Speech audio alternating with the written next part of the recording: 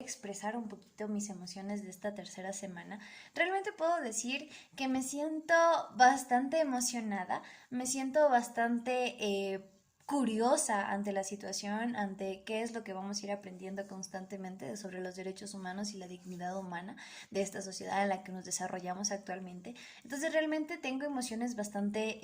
podría decirlo, de confusión, de positividad, de curiosidad ante temas que son importantes para la sociedad en la que nos desarrollamos. Es por eso algo que me pareció sumamente importante de esta semana y me gustó mucho es cómo poder conocer esta historia de, por ejemplo, la creación de la ONU en 1945 o la Declaración Universal de los Derechos Humanos en 1948. Entonces es importante ese desarrollo que como sociedad hemos tenido en cuestión de los derechos humanos. Igual estas divisiones que se presentan después de una segunda guerra mundial que nos da a lo que es la Guerra Fría, en la cual básicamente nos puede dividir o se puede dividir en dos partes, la parte geopolítica de la Unión Soviética y la otra parte geopolítica de US, de los Estados Unidos que por una parte, básicamente algo que podemos mencionar es sobre los derechos, o sea, obviamente de la geopolítica de la Unión Soviética, está basado más en el hecho de la sociedad, de la igualdad, de la equidad, de esa repartición de los bienes de forma equitativa, de ese socialismo. Entonces, ¿a qué es lo que nos deriva? Los derechos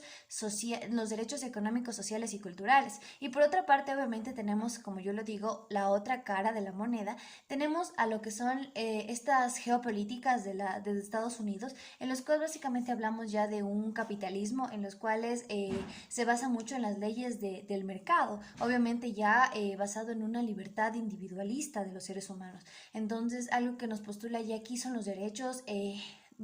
civiles y políticos. Entonces es importante como poquito a poquito vamos introduciéndonos en este mundo de lo que son los derechos humanos, como por ejemplo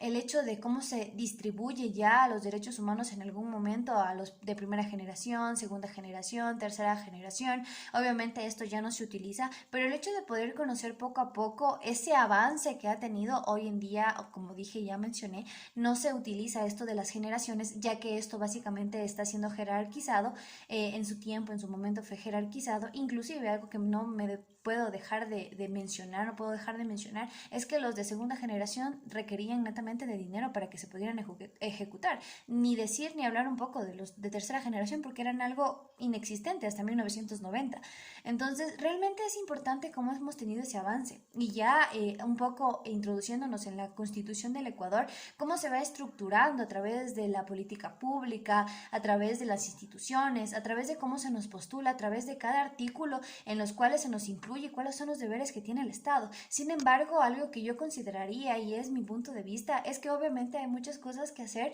en el Estado ecuatoriano, ya que sí, hemos tenido avances, sin embargo, hay índices y algo que comentábamos es que en el INEC todavía siguen subiendo los índices cuando realmente si el Estado está en consideración, en análisis, en el hecho de garantizar los derechos, deberían reducir los índices de violencia, reducir los índices de personas que no pueden acceder a la universidad, de